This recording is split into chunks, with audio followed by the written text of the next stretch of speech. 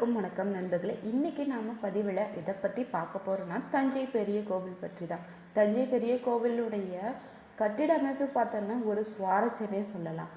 இன்று வரையுமே இந்த கோவில் எப்படி கட்டியிருக்காங்க என்ற ஆச்சரியத்தை ஏற்படுத்தி தான் வருது. அது மட்டும் இல்லாமல் பெரிய கோவில் என அழைக்கப்படும் தஞ்சையில் அமைஞ்சிருக்க இந்த கோவில் பார்த்தோம்னா பிரகதீஸ்வரர் ஆலயம் உலகத்திலே பிரசித்தி பெற்ற ஆலயம்னே சொல்லலாம். இதை பற்றிய சில சுவாரஸ்யமான பதிவு தான் இந்த வீடியோவில் பார்க்க போகிறோம். இந்த வீடியோ உங்களுக்கு பயனுள்ள தகவல்களாக இருக்கும். அதனால் வீடியோவில் எந்த இடத்துலையுமே ஸ்கிப் பண்ணாமல் முழுமையாக பாருங்கள். இது வரைக்குமே நம்ம சேனலை சப்ஸ்கிரைப் பண்ணாமல் இருந்தீங்கன்னா கூடவே பெல் பட்டனை கிளிக் பண்ணி சேனலும் சப்ஸ்கிரைப் பண்ணிக்கோங்க. லைக் பண்ணுங்கள், ஷேர் பண்ணுங்கள், கமெண்ட் பண்ணுங்கள். வாங்க வீடியோக்குள்ளே போகலாம். தஞ்சையில் அமைத்துள்ள பிரகதீஸ்வர ஆலயம் பார்த்தோம்னா வரலாற்று சிறப்புமிக்க உலக பிரசித்தி பெற்றதுன்னே சொல்லலாங்க. இங்கே தான் ராஜராஜ சோழன் எப்படி இந்த கோவிலை கட்டினார், அதன் பின்னணி சிறப்பம்சங்களை நாம் தெரிஞ்சுக்கொள்ளலாம். பெரிய கோவில் என அனைவராலுமே அழைக்கப்படும் கோவில்னா தஞ்சையில் அமைஞ்சிருக்க பிரகதீஸ்வர ஆலயம். இதனுடைய வரலாற்று சிறப்புமிக்க இந்த கோவில் பார்த்தோம்னா இன்றளவுமே எப்படி கட்டியிருக்காங்க என்ற தெளிவான பார்வை கிடைக்கவில்லைன்னே சொல்லலாம். தற்போது தான் தொழில்நுட்பத்தை வைத்து கட்டினால் கூட பல ஆண்டுகள் ஆகும்னு விஞ்ஞானிகள் கண்டறிஞ்சிருக்காங்களாம். பிரகதீஸ்வரர் கோயில் பார்த்தோம்னா இதற்கு முன்னாடி ராஜராஜேஸ்வரன் கோயில்னா அழைச்சிருந்திருக்காங்க. தற்போது தான் அழைக்கப்படும் இந்த பிரகதீஸ்வரன் பேரால மராட்டியர்களால் வழங்கப்பட்டு வருது. இந்த கோயிலில் மகாசிவன் கோவில்னு அழைக்கிறாங்க. கோவிலில் ஒவ்வொரு விஷயமே சுவாரஸ்யத்தை ஏற்படுத்துதுன்னே சொல்லலாம். அதில் ஒன்று தான் கோவிலுடைய சிறப்பம்சம்னா மதிய வேளைகளில் இந்த கோவிலில் உள்ள கோபுரத்தில் நிழல் கீழே விழுவதில்லைன்னு சொல்கிறாங்க. அதே போல் பார்த்தோம்னா கோபுரத்தின் மேல் உள்ள வைக்கப்பட்டுள்ள கலச வடிவிலான மேற்கூரையும் கல் மட்டும் சுமார் பார்த்தோம்னா 80 டன் எடை கொண்ட ஒற்றை கல்லால் செய்திருக்காங்களாம். இதை விட அதிசயமாக அது எப்படி எவ்வளவு மேலே எடுத்து சென்றாங்க என வியக்க வைக்குதுன்னே சொல்லலாம். கர்ப்ப கிரகத்தில் உள்ள சிவலிங்கம் பார்த்தோம்னா அதிகப்படியான மின்காந்த ஆற்றலை வெளிப்படுத்துவதாகவும் இந்த ஆற்றலானது ஒற்றை கல்லினால் மேற்கூறி எதிரொலிக்கப்பட்டு ஒருமுகப்படுத்தப்படுவதாகவும் சொல்லப்படுதான். இந்த நேர்மறையான எண்ணங்களால் இந்த ஆற்றலானது இங்கு வரும் பக்தர்களுக்கு அமைதியும் சாந்தியும் கொடுப்பதோடு அவர்கள் பார்த்தோம்னா மனதளவிலையும் உடலளவிலையும் ஏற்படுத்துவதாகவும் நம்பப்படுது. கோவில் மேலே கலசத்தில் உள்ள கல்லை சப்த ஞானிகளுடைய ஞான ஆற்றலால் மூலம்தான் பெரிய கல்லை மேலே ஏற்றிருக்காங்கன்னு சொல்லியிருக்காங்க. அது மட்டும் இல்லாமல் நந்தி சிலையின் மாற்றம் ஏற்பட்டிருக்குதா. இங்கு உள்ள சிவபெருமானுக்கு எதிரில் அமைஞ்சிருக்க பெரிய நந்தி சிலை பார்த்தோம்னா ஒரே கல்லால் செதுக்கப்பட்டிருக்குதா. அதோடு ராஜராஜ சோழன் வைத்த நந்தி சிலை மாற்றப்பட்டு தான் மராட்டியர்களால் வைக்கப்பட்ட நந்தி சிலை இப்போது உள்ளதாகவும் சொல்கிறாங்க. தமிழகத்திலே பார்த்தோம்னா மிகப்பெரிய லிங்கமும் கங்கை கொண்ட சோழபுரத்தில் பிரகதீஸ்வர கோயிலினுடைய சிறப்புனே சொல்லலாம். ராஜராஜன் வைத்த நந்தி சிலை நாளுக்கு நாள் வளர்ந்து கொண்டே செல்றதாம். அதில் அதிர்ச்சியும் பிரமிப்பும் அடைந்த மராட்டியர்கள் தான் அந்த நந்தி சிலையை அகற்றிவிட்டு புதிய நந்தி சிலையை வைத்துள்ளதாகவும் தகவலில் தெரியுது. இன்றளவும் பார்த்தோம்னா அந்த பழைய நந்தி சிலை கோயில் பிரகாரத்தில் வச்சிருக்காங்க.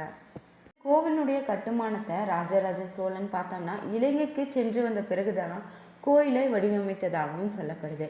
இலங்கையில் இந்து மன்னர்கள் வேதத்தை தழுவிய இந்து கோவில்களால் கவரப்பட்டதுனால தான் அந்த வடிவமைப்பிலே இந்த பெரிய கோவிலை கட்டியதாகவும் சொல்கிறாங்க. சர்க்கரை நோயால் பாதிக்கப்பட்டவங்க வணங்க வேண்டிய வெண்ணிகருபேஸ்வரர் கோயிலும் அமைச்சிருக்காங்க.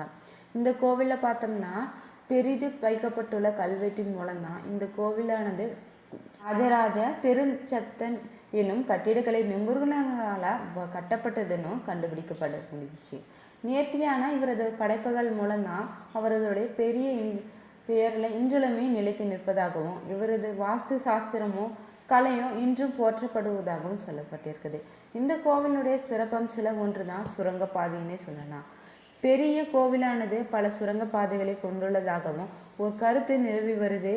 பல்வேறு இடங்களை இணைக்கும் இந்த பாதைகளில் பெரும்பாலானவை மூடப்பட்டு விட்டதாகவும் சொல்கிறாங்க. இந்த பாதையில் அந்த காலத்தில் வாழ்ந்த முனிவர்களும் ராஜாக்களும் மட்டும்தான் ராணிகளும் இடத்திலிருந்து மற்றொரு இடத்திற்கு ரகசியமாக செல்ல பயன்படுத்தி வந்தாங்களாம். முக்கியமாக பார்த்தோம்னா தீபாவளி, மகா சிவராத்திரி, மகா சங்கராந்தி போன்ற பண்டிகை காலங்களில் தான் இந்த பாதைகளை பெருமளவு பயன்படுத்தப்படுவதாகவும் சொல்லப்படுது. பெரிய கோவில் பார்த்தோம்னா வெறும் கோயிலாக மட்டும் பார்க்காம பாரம்பரியம் மற்றும் வரலாறு தொழில் தன்மை வியக்க வைக்கும் வகையில் அமைஞ்சதால தான் யுனெஸ்கோவால் பாரம்பரிய இடங்களை ஒன்றாகவும் அறிவித்திருக்காங்க. ராஜராஜன் என போற்றப்படுவர் யாருன்னு தெரியுமா உங்களுக்கு? ராஜராஜ சோழன் பார்த்தோம்னா வெறும் மன்னனாக இருந்தால் அவருடைய பெயரையே கட்டிடத்தில் பொறிச்சிருக்கலாம். ஆனால் அவர் அப்படி செய்யலையா. உள்ள கல்வெட்டில் பார்த்தோம்னா கோயிலே கட்ட யார் யார் பணியாற்றினாங்க, கட்டிடக்கலை நிபுணர்களிலிருந்தே அவர்களின் துணிகளை செலவு செய்தவர்கள் உட்பட முடி திருத்தம் செய்தவர்கள் என கோயிலில் பணி செய்ய உதவி செய்தவர்கள் என அனைவருடைய பெயரையும் கல்வெட்டில் பதிவு செய்திருக்காரு. இதன் மூலம் பார்த்தோம்னா கல்வெட்டில் ராஜராஜ சோழனுடைய பெருந்தன்மையும் மக்கள் மீது அவர் கொண்டிருந்த அன்பும் மக்கள் அவர் மீது வைத்திருந்த அன்பும் புலப்படுது. பெரிய கோவில் பார்த்தோம்னா தஞ்சாவூர் மாவட்டத்தில் உலக புகழ்பெற்ற தலனே சொல்லலாம். இது யார் கட்டியிருக்காங்கன்னா சோழ மன்னர் ராஜராஜ சோழனால் கிபி 1010 தான் கட்டப்பட்டதுன்னு சொல்லப்படுது. அது மட்டும் இல்லாமல் உலக பாரம்பரிய காலத்தின் பட்டியலில் அடங்கியுள்ளதாகவும் இந்த கோவில் அமைஞ்சிருக்குது. இந்த கோவில் உள்ள சோழர்களின் கல்வெட்டு சிற்பக்கலையும் கட்டிடக்கலைக்கு புகழை சேர்த்துருக்குது. அது மட்டும் இல்லாமல் பிரகதீஸ்வரர் கோவில் பார்த்தோம்னா பெரிய கோவில்னு சொல்கிறாங்க. திராவிட கட்டிடக்கலைக்கு ஒரு எடுத்துக்காட்டாகவும் இன்றும் விளங்கி வருது. பண்டைய கால கட்டுமான நுண்ணியங்களை கொண்டும் மிகவும் உயர்ந்த சிகரனும் இந்த கோயிலை அழைச்சிருக்காங்க. இந்த கோவிலை பார்த்தவா மிகவும் துல்லியமாக வடிவமைச்சிருக்காங்க. தஞ்சை பெரிய கோவிலை கட்டிடக்கலை சிறப்பு, அதன் சிற்பங்களும் வடிவமைப்பில் மிக நேர்த்தியாகவும் அமைஞ்சிருக்குன்னே சொல்லலாம். பழமையான காலத்தில் 2-3 தலங்களை கொண்டதாக கோவில்களை கட்டியிருந்தாங்க. கற்களே கிடைக்காத காவேரி சமவெளி பகுதியில் தான் ராஜராஜ சோழன் 15 தலங்களை கொண்ட சுமார் பார்த்தோம்னா 60 மீட்டர் உயரமுள்ள ஒரு பிரம்மாண்ட கற்கோவிலையே எழுப்பியிருக்காரு. இத்தகைய ஒரு அற்புதமான கோவில் பார்த்தோம்னா சுமார் 7 ஆண்டுகளை கட்டி முடிச்சிருக்காங்களாம். கருவறையில் உள்ள சிவலிங்கமும் உலகிலேயே பெரிய சிவலிங்கமாக சொல்லப்படுது. இது அடி மட்டும் 6 அடியாகவும் 54 அடி சுற்றளவும் உடையதாக இருக்குது. 23.5 அடி உயரமுள்ள லிங்கமாக அமைஞ்சிருக்குது. இவை இரண்டுமே தனித்தனியாக கற்களால் செதுக்கி வச்சிருக்காங்க. கோவிலுடைய நுழைவாயில பிரம்மாண்டமான நந்தி சிலையை 13 அடி உயரமும் 16 அடி அகலத்திலையும் அமைச்சிருக்காங்க. கோவிலில் பார்த்தோம்னா பிரகதீஸ்வரர் என அழைக்கிற சிவபெருமானை பூஜை செய்வதாக சொல்லியிருக்காங்க. சிவபெருமானுடைய சாமி வடிவத்தை தரிசிக்கும் பக்தர்களுக்கு மனநிறைவு ஏற்படணும் அப்பகுதி மக்களுடைய நம்பிக்கையாக இருக்குது. தஞ்சாவூரில் பெரிய கோவில் யுனெஸ்கோவால் 1987 தான் உலக பாரம்பரிய காலமாக அறிவிச்சிருக்காங்க.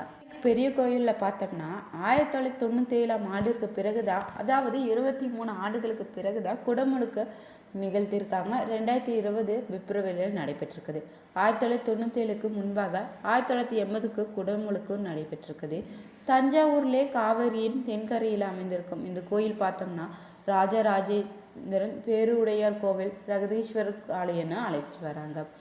1003க்கும் 1010 ஆண்டிற்கும் இடையில சோழ மன்னனான ராஜராஜ சோழனால் கட்டப்பட்ட இந்த கோயில் பார்த்தோம்னா திராவிட கலையில உன்னதமான படைப்புன்னே சொல்லலாம். கோயிலில் பார்த்தோம்னா சில பகுதிகள் பிற்கால பாண்டியர்களும் விஜயநகர மன்னர்களால் கட்டப்பட்டு இருக்குது. முன் தாழ்வாரமும் நந்தி மண்டபம் அம்மன் சன்னதி சுப்பிரமணிய சன்னதி போன்ற இந்த பகுதிகளை தவிர கோயிலில் மற்ற பகுதிகளில் தான் ராஜராஜ சோழன் காலத்திலே கட்டி முடிச்சிருக்காங்க. காலத்தில் பார்த்தோம்னா கோயில்களுடைய கோபுரங்களை உயரமாக அமைந்திருக்கும் நிலையில தான் இந்த கோயிலினுடைய விமானமும் மிக உயரமாக அமைச்சிருக்காங்களாம். கோபுரத்தின் உச்சி கலசத்திற்கு கீழே உள்ள பகுதி ஒரே கல்லால் ஆனதாக சொல்லப்படுது. விமானத்தின் நிழல் தரையில் விழாதனும் சொல்லியிருக்காங்க. இது நாம் பார்க்கின்ற தஞ்சை பெரிய கோவிலை லிங்கமாக வீற்றிருக்கும் பாறையை குஜராத்தில் உள்ள சௌராஷ்டிரா என்ற இடத்துல இருந்ததா நர்மதா நதிக்கரையிலிருந்து கிட்டத்தட்ட பார்த்தோம்னா 250 டன் எடையுள்ள அந்த பாறையை வித்திய மலைகளை கடந்து கொண்டு வந்ததாகவும் சொல்லியிருக்காங்க. பெரிய கோவிலில் கோபுரத்தில் மகுடமாக வீற்றிருக்கோம் விமான பகுதியினுடைய எடை என்னன்னு உங்களுக்கு தெரியுமா? நிச்சயமாக பார்த்தோம்னாவே 120 டன்களுக்கு மேலே இருக்கும். பொதுவாகவே கோபுரத்தின் விமான பகுதி சுதை சிற்பமாக வடிக்கப்பட்டு பின்னால் தான் தஞ்சை பெரிய கோவிலில் விமான பகுதியை கிரானைட் கல்லால் உருவாக்கி இருக்கிறாங்க. இதற்காக 10 மைல் தூரத்திற்கு சரிவு பாதை அமைச்சதாகவும் அதன் வழியாக 160 அடி உயரமுள்ள கோபுரத்துக்கு உச்சிக்கு எடுத்து சென்று வைத்திருந்ததாகவும் சொல்லப்படுது. அதுவும் கலைநயம் மிளிரும் அழகான வேலைப்பாடுகளுடன் வச்சிருக்காங்க. பார்த்தோம்னா அடித்தள முதல்ல சிகரம் வரையுமே கற்களால் கட்டப்பட்டதால் கிற்றாலின்னு அழைக்கிறாங்க. நுழைவு வாயில கிழக்கு பக்கத்தில் தான் முதல் கோபுரமும் கேரளாந்தகம் திருவாயில்னு அழைக்கப்படுது. 2ஆம் கோபுரம் பார்த்தோம்னா ராஜராஜன் திருவாயில்னு சொல்கிறாங்க.